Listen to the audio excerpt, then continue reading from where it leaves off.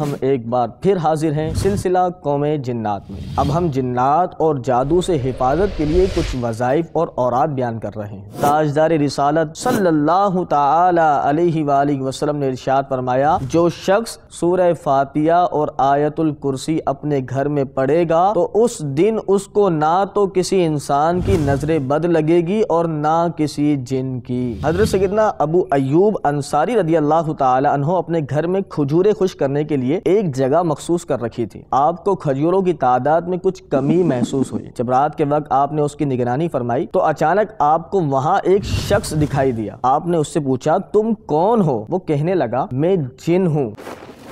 رسول اکرم نور مجسم صلی اللہ تعالی علیہ وسلم نے فرمایا، جب نماز کے لیے اذان دی جائے تو شیطان منہ پھیر کر بھاگتا ہے۔